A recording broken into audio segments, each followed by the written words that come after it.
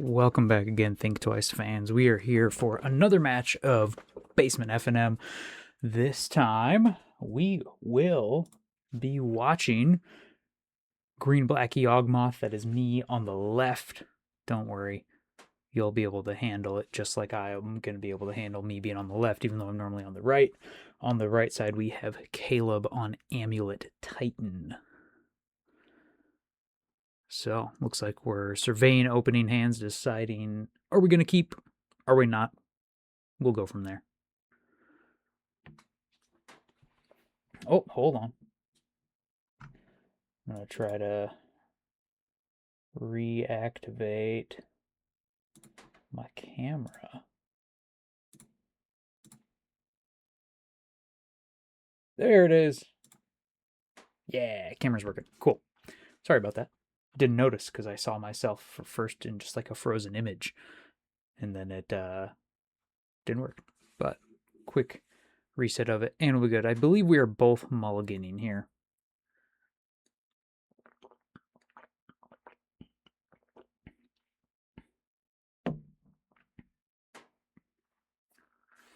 If you've watched any of these matches that I've posted before, sometimes we will get a little bit distracted because there is a second match going on just next to this one off camera. So sometimes, we'll chat, something will happen, and the other one will, laugh, all that sort of stuff.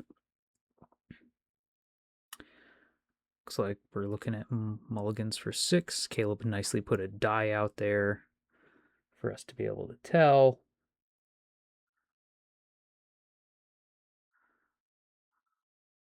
Looks like I pump faked myself on what I wanted to put on the bottom.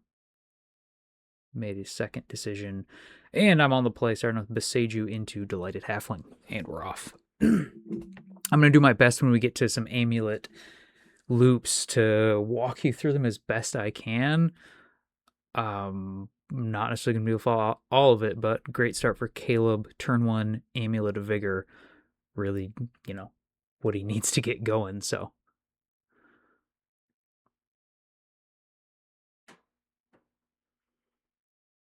Anytime the Amulet Titan deck can start with an Amulet of Vigor, it's very good for them.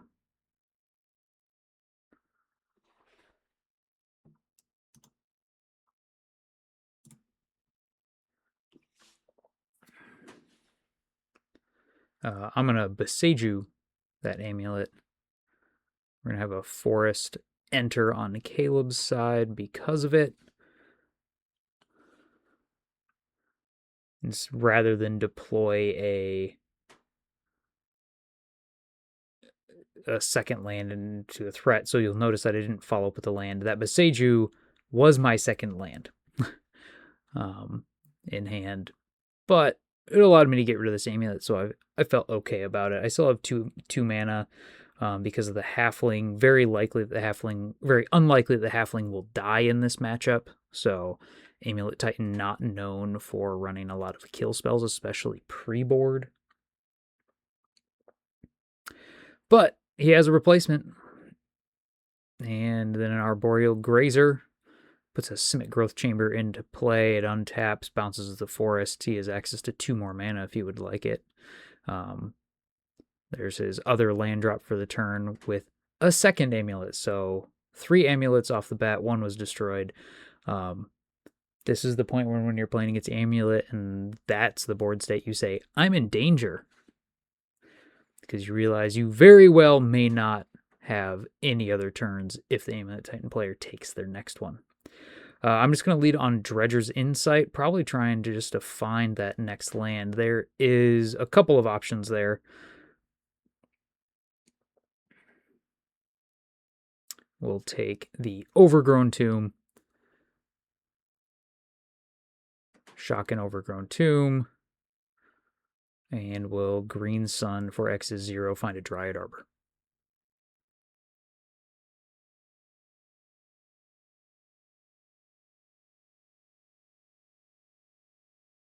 There's that Dryad Arbor.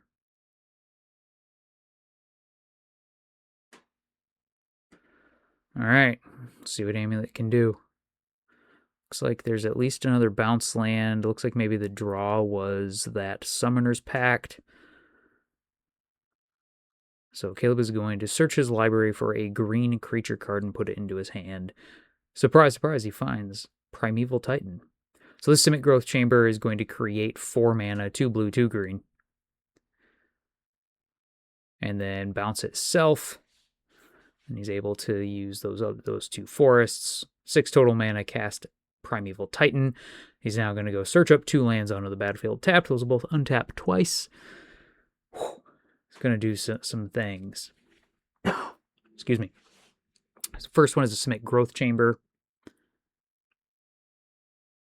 Second is, I believe that is a Mirror Pool that he's grabbing, which would allow him to copy a creature he controls, aka Titan.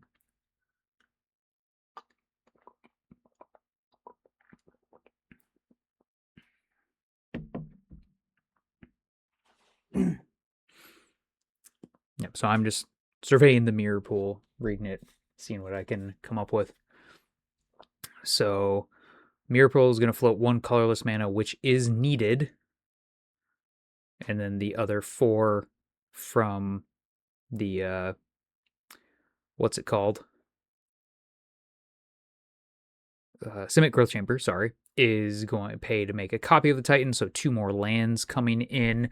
The die is there to represent that there's still a bounce trigger that needs to be done. We will see a Valakut and a Handweir Battlements, so he's able to, with the untaps, give both of those Primeval Titans haste, resolving the bounce now. Bounce will return the forest to hand. So now both of these Titans can attack.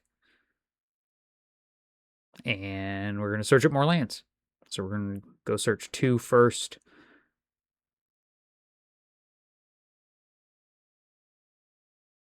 If I remember correctly, I was just asking to see, like, does Handweir Battlements give any sort of, like, power boost? Is it, +1/+0 haste or whatever? So we're going to have 2 sets of triggers, so each one finds 2 lands. And so you'll get the triggers from one of the set of lands before the next. So you'll have to resolve, do whatever you do with it. Then the next one will resolve. But I believe Caleb here is just finding all 4. Just while he's searching, might as well search for all of them.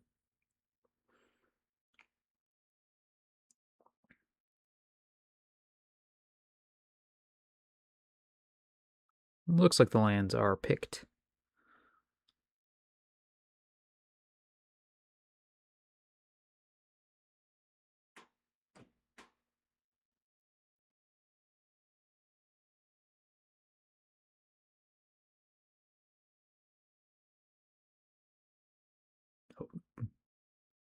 Maybe switching the choice here.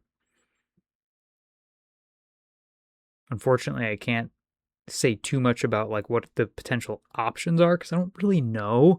I can follow what is happening when I'm playing against Titan generally, but I don't know the lists enough to know like, oh, okay, well, you do this or this, which would let him do this, that, and this, or this and this, which would let him do these other things. So it looks like Gruul Turf and was it Echoing Deeps, I believe is what it is. So it's going to copy the Mirror Pool, so he's going to make another Titan copy. Bounce trigger for the Gruul Turf on the stack, going to search for more.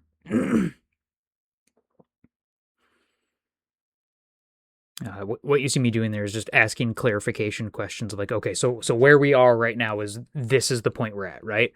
And I think that's always just kind of a decent habit to be in. So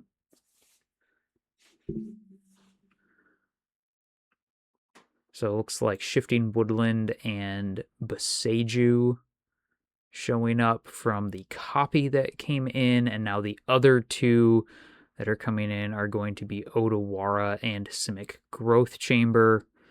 There's still a bounce that needs to be resolved from that Gruul Turf.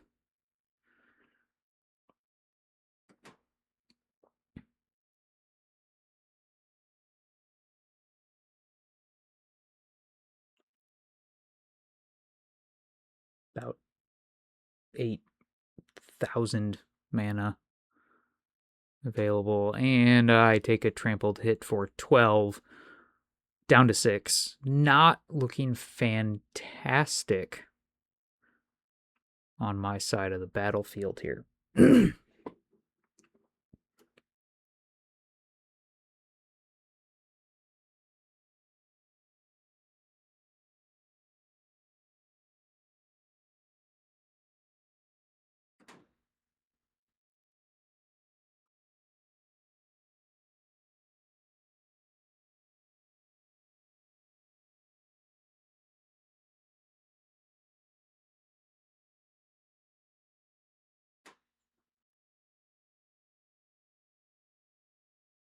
All right, we're going to start with Badger Mole Cub, which will let the between the Dried Arbor and the Halfling, it can create 4 mana.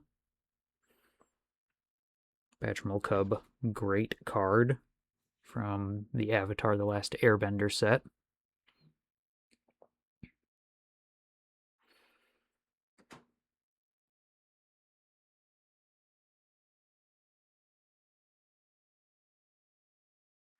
So it looks like I'm spending 3 mana for Sephiroth, leaving a green mana floating.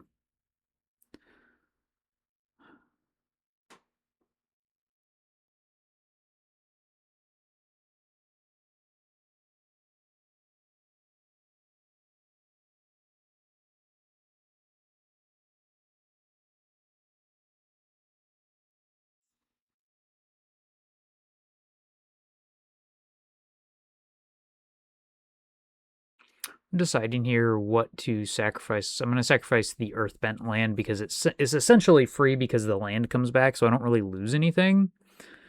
Draw a second Badger Mole Cub.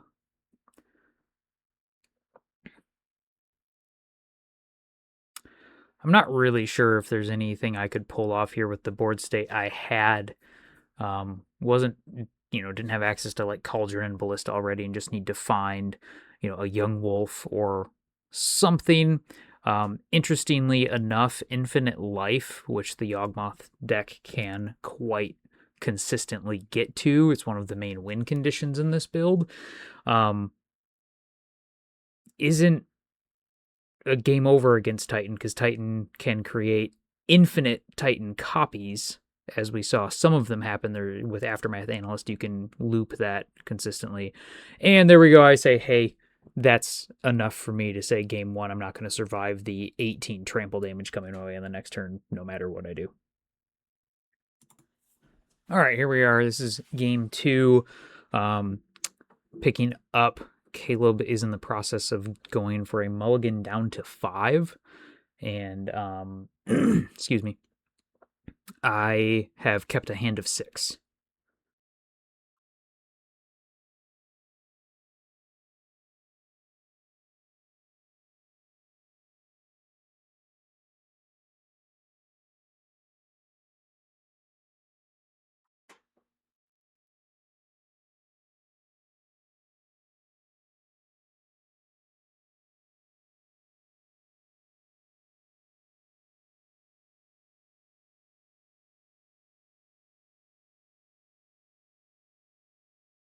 All right.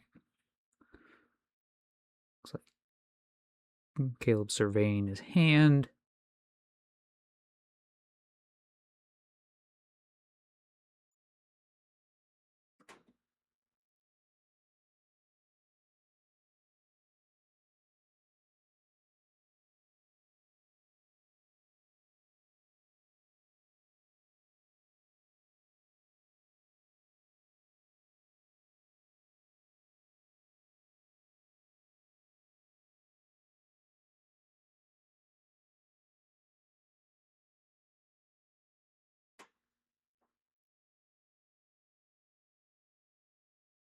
Two going down to the bottom of the library.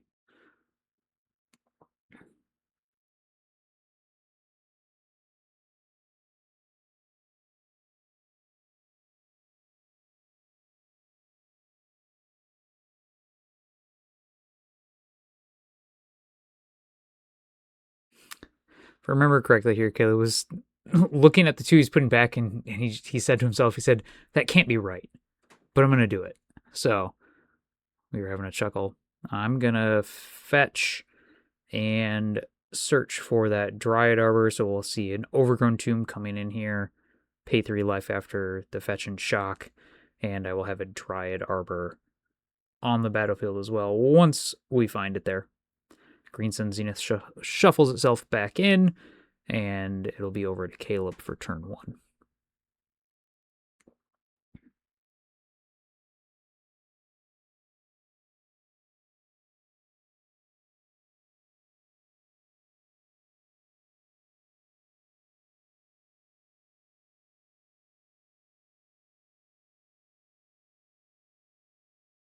Looks like Crumbling Vestige is the land for turn. That creates a green mana, puts down Arboreal Grazer. Second land from Caleb's hand will be entering tapped here. And that is Simic Growth Chamber will return the Vestige.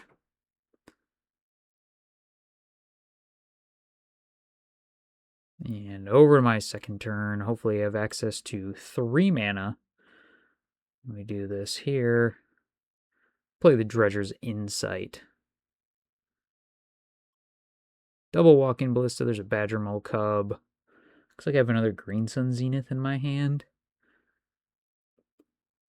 Oh, and it looks like there's a third Walking Ballista in my hand as well. I've had a couple of games here this evening where I found quite a few Walking Ballistas early.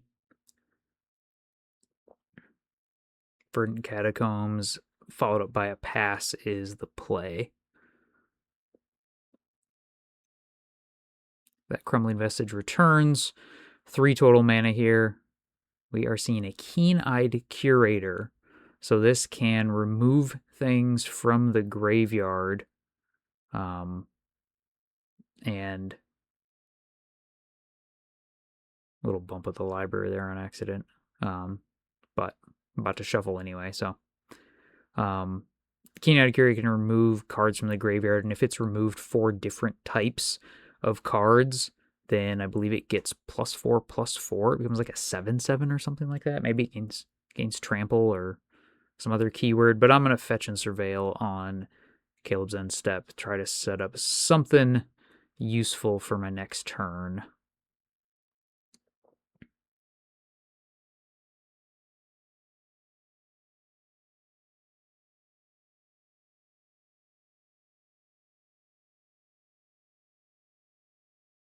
Looks like a Soul Cauldron is denied there.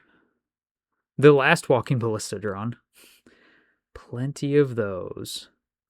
Let's see. With a 4th land, I can Green Sun for a Young Wolf, play Cauldron, put a Ballista under it, and achieve infinite life, which, as I mentioned before, it is not a game-ending state as it is against many decks. Against most decks in the format, what I'm doing right now this turn would just end the game because most decks cannot beat infinite life.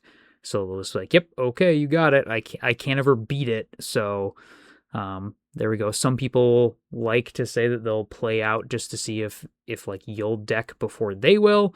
I think that's a poor play overall because one, Yawgmoth generally runs endurance, so you can recycle your graveyard, so it makes it extremely difficult for you to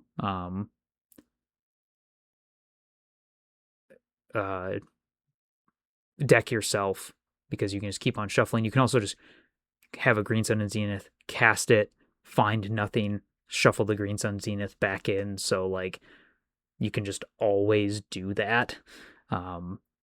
So really difficult for Yawgmoth to deck itself in actuality. And then also once you have an infinite life here, like you see, I just punched in a billion zeros and be like, okay, this is my life total. I've at least made it so that the only way Caleb can beat me now is by assembling the Infinite Titan loops, which it looks like from his hand he does have the Aftermath Analyst, but not the other pieces. So you have to have the right lands. It's partially involving Mirror Pool, and an Amulet Titan and Aftermath Analyst, and then you're able to, and a Shifting Woodland, I believe, and you copy the Aftermath Analyst and you just keep on looping it. Mirror pool, create a copy of a Titan, and you just create so much mana that you can take multiple of these actions repeatedly over and over and over again. Excuse me. So that is the only way now for Caleb to beat me. So my goal is to either be able to disrupt that or find something else that will now allow me to win. One of the reasons that I think I'll just play to see if like you, the Yawgmoth player, decks before I do, the opponent who cannot beat infinite life, is also a poor play, because one, you're going to burn up a ton of time for a small outcome. And because you are going to, like, the Yawgmoth player now has so much time to find something else. And because you cannot pressure them, so it's like, yeah, attack, I don't care, I'll just take the hits. But because you cannot be pressured, then like I'll just eventually find something that then does allow me to deal damage enough to kill you. So I was attempting to use a Walking Ballista and the Ballista via Cauldron Yawgmoth to kill the Keen-Eyed Curator. Upon the last damage going on the stack, Caleb used Otawara to return it to his hand, thus saving it.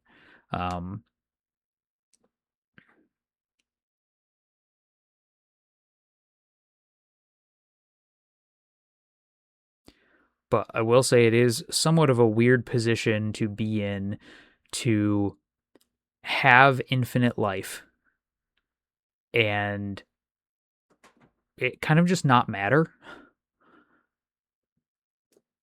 because generally the only way Amulet Titan attacks you down is with a bunch of big Titans anyway, and like it just feels like, oh, okay, well, I have all this life, but I can very easily still lose this game if my opponent's plan kind of just does its normal thing. Often that infinite loop is the way that Titan is winning these days. So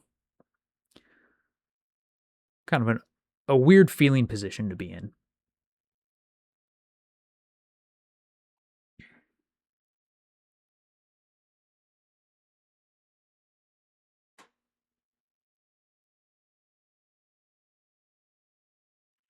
We're having some conversation at the table that I don't particularly remember at this point what it is.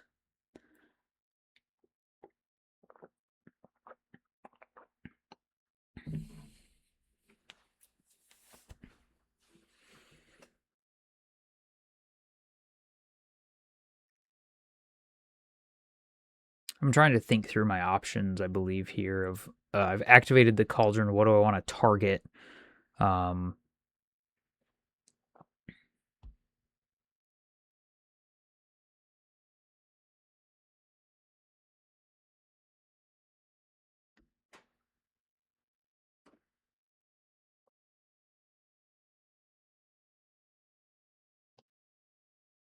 think we're just kind of talking out loud of like options in the game state and that sort of stuff, trying to figure out maybe what's the best approach here, how the game is playing out because of the I have infinite life, but it might not matter sort of things. I ended up deciding to put a second Ballista underneath my Cauldron.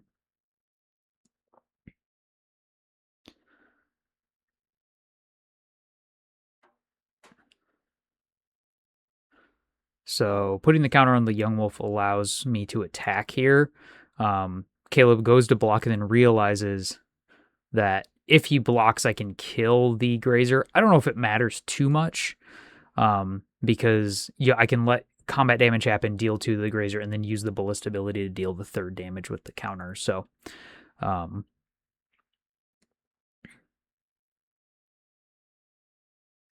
looks like Hammer Battlements.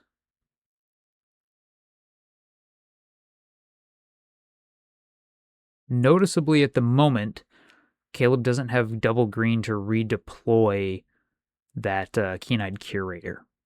So it is stuck in his hand for the time being.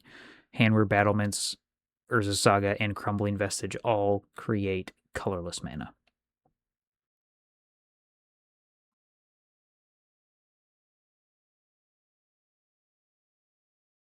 Funnily enough, there I fetched and clicked -1 on my massive life total, mostly just out of habit.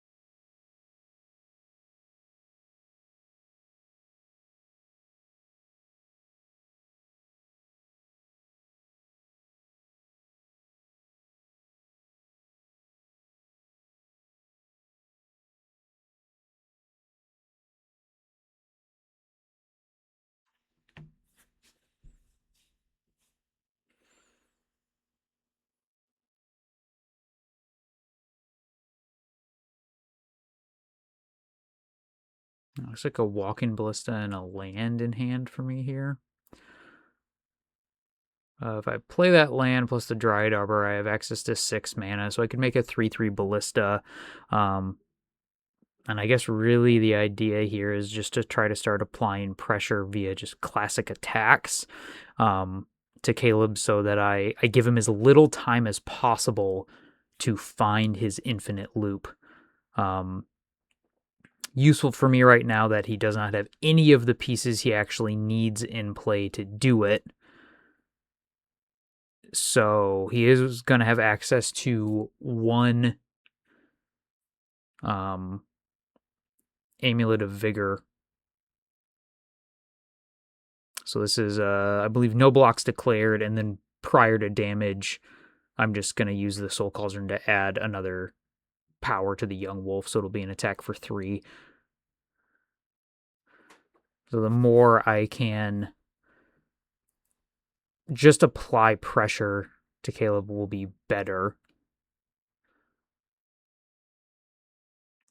Luckily, having access to Walking Ballista's ability is certainly a good amount of pressure to have here. Urza Saga is going to float a colorless mana and then go searching, presumably for Amulet of Vigor. One found very quickly there.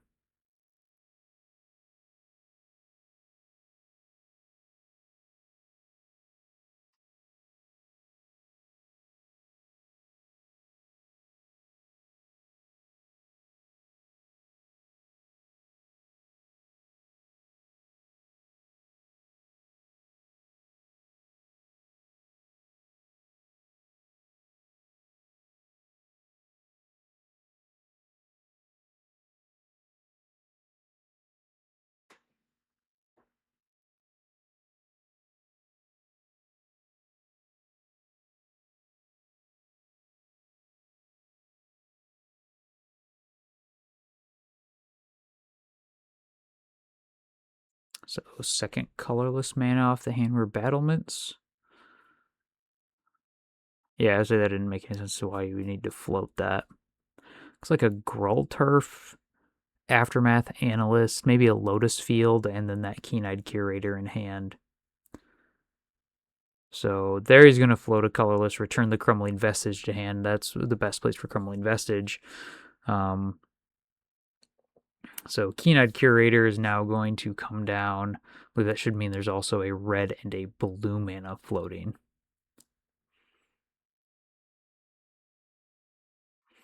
So 4 mana, noticeably none of it green is floating. Looks like the Keen-Eyed Curator is going to start attacking my graveyard here.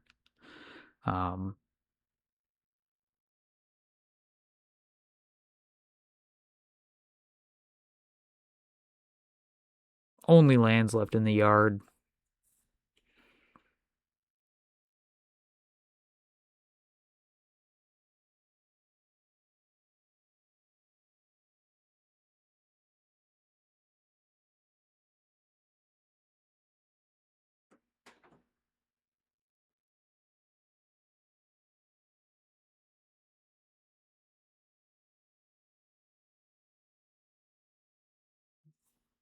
Another land off the top.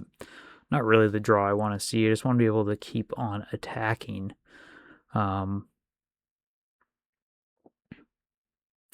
Let's see, the construct's a 2/2. So Caleb has a 0/3, a 2/2, and a 3/3.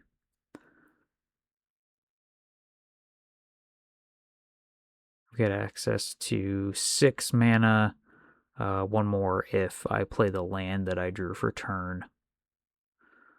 But right now, the thing that is most important is multiples of 4, because that's how you apply more counters with the Ballista.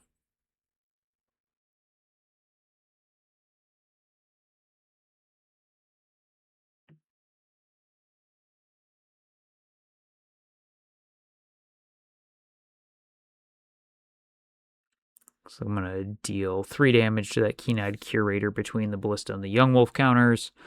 It's Caleb's biggest blocker.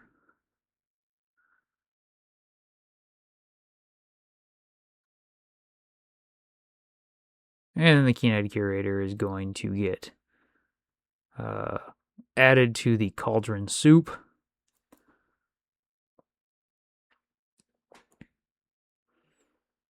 All the creatures on my side of the board are now suited up.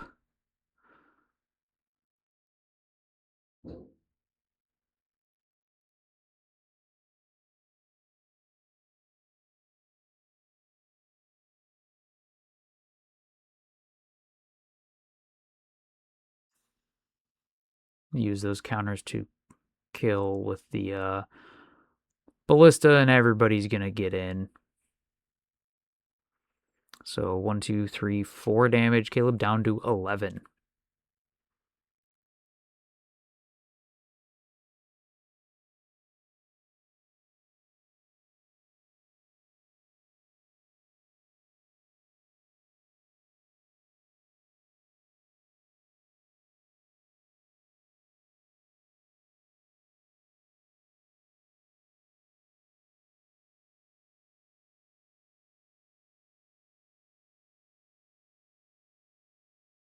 Crumbling Vestige makes its 3rd entrance. So 3 mana total with that to play a Dryad of the Elysian Grove. What used to be a constant 4 of in Titan is down to a lowly 1 of, I believe. Lotus Field is going to enter, so it can create 3 mana of any one color, and then when it enters, you have to sacrifice 2 lands. So it looks like the Lotus Field and the Crumbling Vestige are going to get sacrificed. 3 green mana floating. 2 of it will be spent for the Aftermath Analyst, leaving 1 behind. So the idea here is activate the Aftermath Analyst ability, which will sacrifice it, and then you can return all of the lands from Caleb's graveyard will return to the battlefield.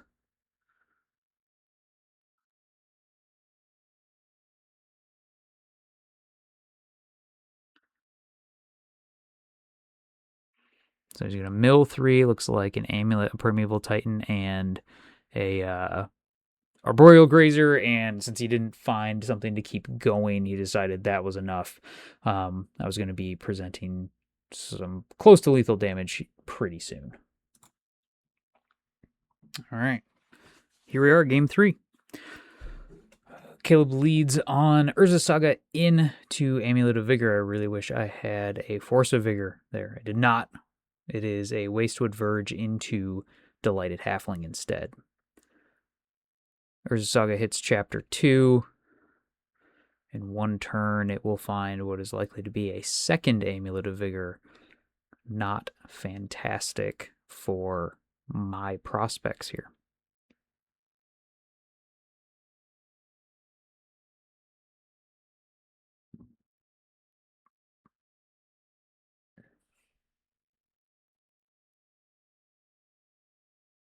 Looks like Caleb was just trying to figure out sequencing of what is his best route here, and it's just play 2nd Amulet into Groll Turf that will make 4 mana, 2 red, 2 green, and into a Spelunking, leaving a green floating. draws a card. Like maybe, I couldn't tell what that was.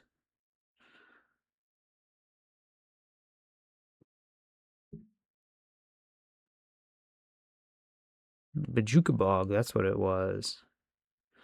Bajuka Bog will untap, create 2 more mana, 1 green, 2 black, floating. Or 1 black if he hasn't tapped it yet. For the 3rd Amulet of Vigor. Ouch.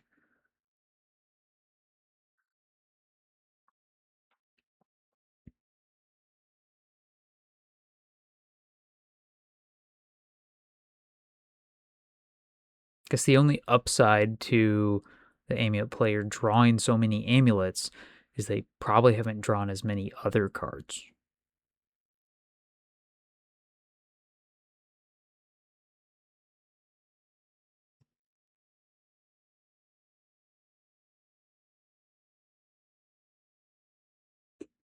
But I'm going to fetch for a forest. There's a start.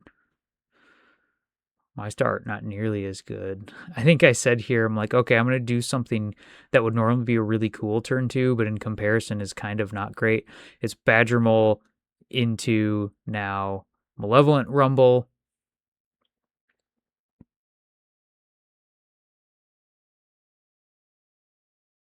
Reveal Reclamation Sage Badger Mole Cub.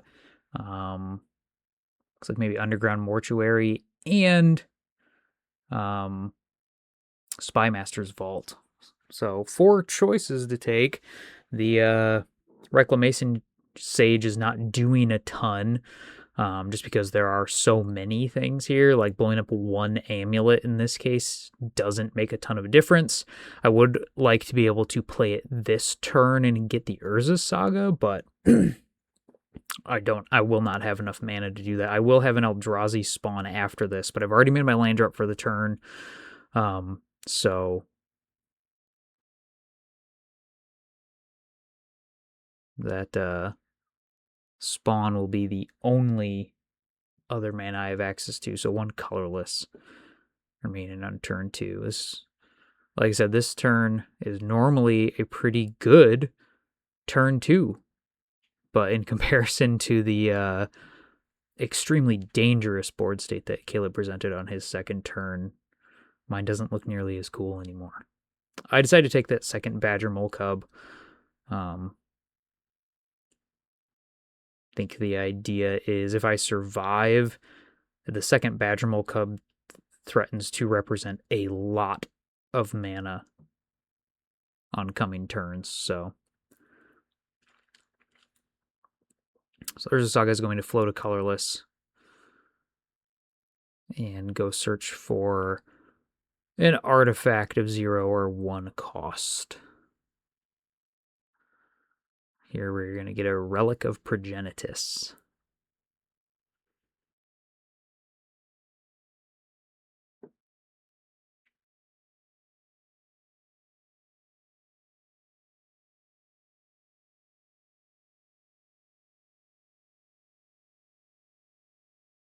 Looks like at least a Summoner's Pact in hand there.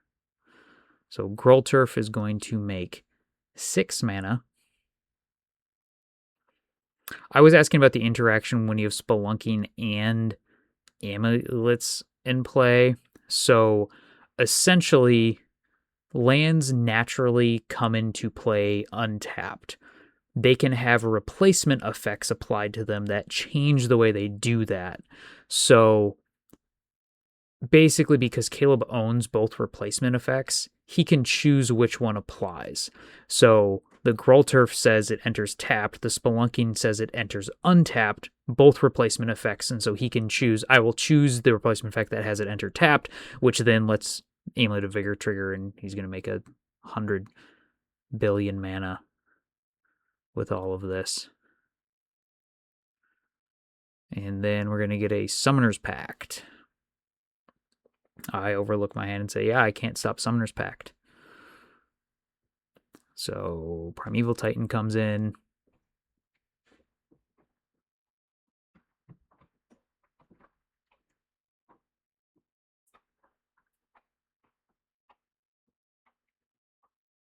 Primeval Titan gets played.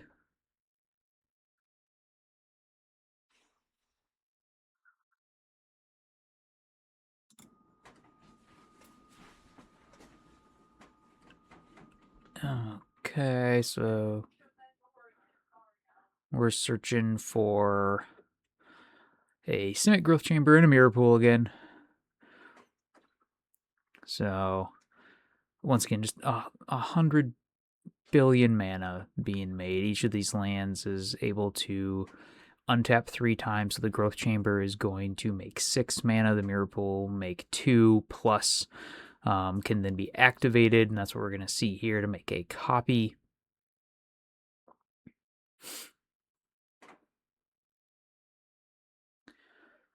So, second Primeval Titan in play. We're now making so much mana that feels like, okay, we're going to get out the the mana indicators. So now we're going to search with the Copy Titan ability. Find more lands here.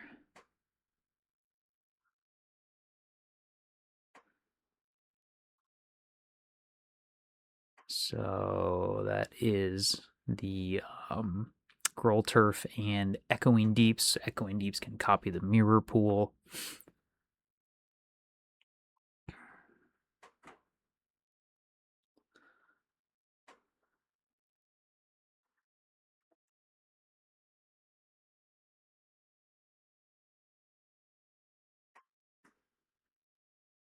Two colorless looks like being spent, and maybe some blue and some red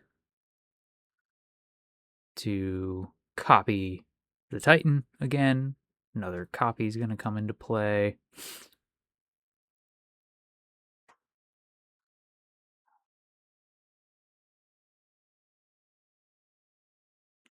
So I believe at some point here, then the idea is going to be to get Teleria West.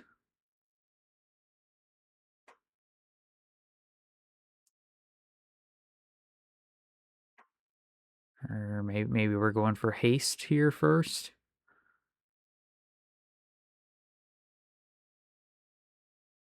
So simply getting the... So the interesting thing is that because the attack triggers happen during the attack step, and you have to use that mana then, so not as useful. Amulet Titan used to be a lot more based around getting the one Titan into play, attacking with it, and then just pumping that single Titan with some lands that are not played anymore. Boros Garrison, Slayer's Stronghold, that sort of stuff. And now you're much more about doing this in the main phase, and then the attack is just kind of the win because you're attacking with creatures with power. So I believe at some point here, the idea is Caleb's going to want to go for... So there's the Teleria West, and we'll probably see a Simic Growth Chamber, I believe. Because he wants to be able to go get Aftermath Analyst. I guess he doesn't need to get the Simic Growth Chamber because he already has a bunch of blue mana floating. So the bouncer that was on the stack with the Simic Growth Chamber is going to return the Teleria West. The Growl Turf will return itself. Now he can transmute for another Summoner's Pact, get the Aftermath Analyst, and then the Aftermath Analyst can create the Infinite Loop.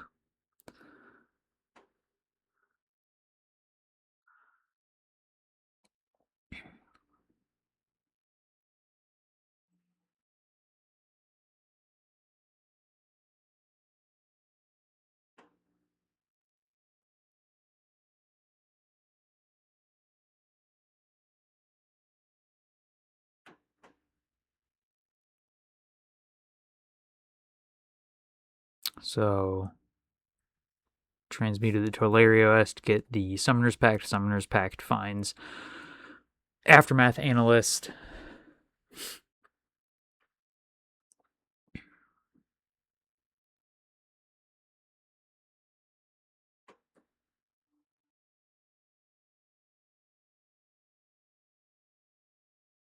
Then this is Escape Shift, I believe. So sacrifice the 3 lands, going to find 3 new ones.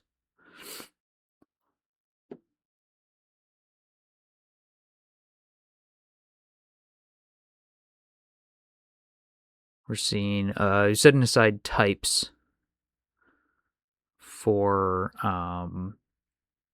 Shifting Woodland. He has to have Delirium for Shifting Woodland to be able to copy something. So he should be searching up 3 lands here. That's 2 Lotus Fields.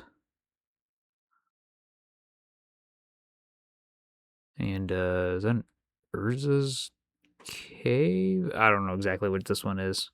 I believe it's the one cave that they play. I don't know what it does, though. So Lotus Fields are going to float mana.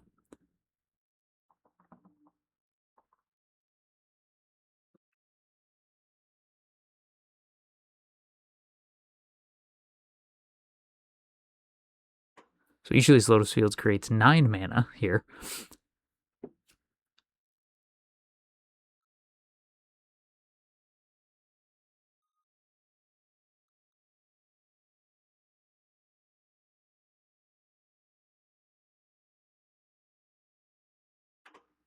Well, it apparently does something where it goes and gets a thing. Gets an Otawara.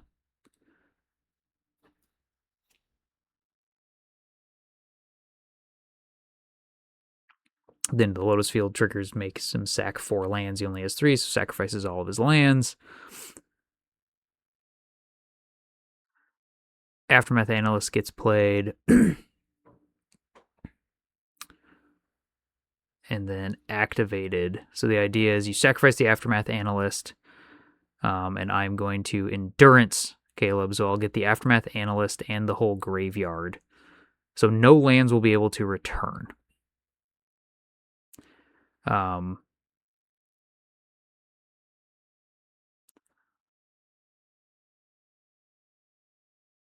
We were talking about the timing of all of this and how he would actually want to let the Aftermath Analyst ETB trigger resolve first, mill, and then activate it. And so I said, yeah, like that timing is fine. And he said, yeah, you're still going to get them. So we decided that these would be exiled as well. And so at this point, let's see, we know Caleb's hand is those 2 lands we see and maybe an unknown card. I don't remember if I've caught a glimpse of it yet or not, what it might be. So those all go to the bottom of his library. He has and it's a Boseiju. So he can't do anything with all of his mana. And he has 2 packed triggers that will resolve at his next upkeep.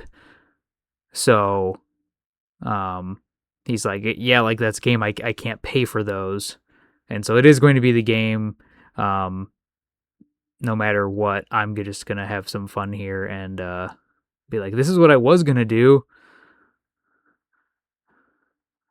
I was going to make a bunch of stuff, make a big ballista, and by big ballista I mean 3, and then, so then Caleb will lose on the packed triggers at his upkeep. He does not have 8 mana he can spend to avoid the lose the game trigger, so he will lose on the first one of those. So the Endurance was the thing that was able to save me and get through there. After we were talking about how he did have a Relic of Progenitus in play, and he could have sacrificed it to draw a card to see if that one card could let him do something. But I don't know the deck list well enough to know if like finding one card would be enough. I don't know if he plays a second Aftermath Analyst. So if he played a second Aftermath Analyst, but all the lands would have been gone. So iffy. Maybe something that could have happened, but being able to snipe that whole graveyard, including the Aftermath Analyst in all the loop. So I mean, I guess if he had been able to draw another Pact or another Primeval Titan, he might have been able to keep going and potentially go off. But it would have been completely dependent on just what that top card is. So I'm not sure if it would have made a difference. But there you go. In this time, Yawgmoth proves to be the champion of the combo decks. There it is. Yawgmoth. Thanks for watching, everybody. We'll see you next time.